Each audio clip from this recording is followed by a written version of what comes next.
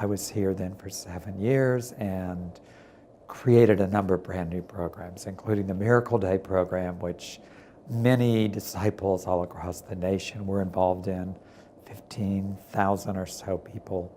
And I traveled the U.S. almost 3 weeks out of 4. So I was on the road a great deal, working with local committees and visiting all of the then former NBA facilities, which there were about 90. So all of that was coordinated together. Meeting disciples all around the United States, getting to know them well and seeing the way they would say, we didn't know this congregation's building was in this bad of shape. Oh, we'd love to help them do something.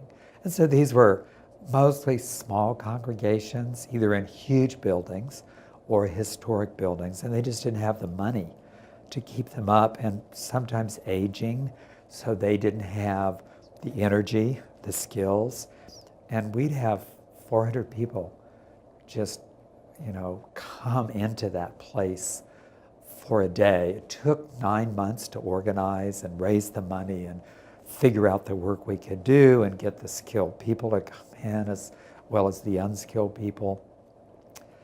But to do the opening worship service, and then for people to just scatter like ants and bees, and they were everywhere working, and you'd have an 85-year-old, who shouldn't be up on a ladder. So it's like, could you hold the ladder? Oh yes, and then you'd have a 3-year-old whose father was helping him paint the wall, and just to watch that kind of thing.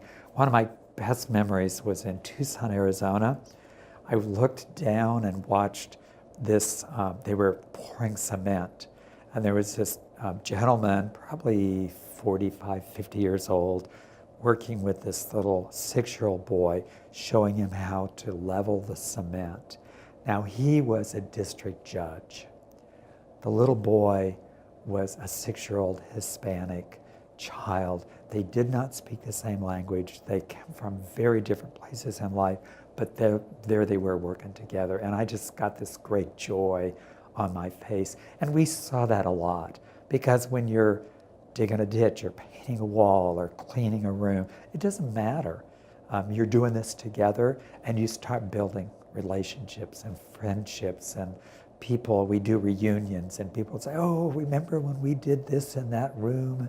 So it was great to watch the transformation of the buildings, but also the transformation of the people who were involved. The people who planned and implemented that worked for months, hours and hours and hours, and when it was over, they'd say, it really was a miracle.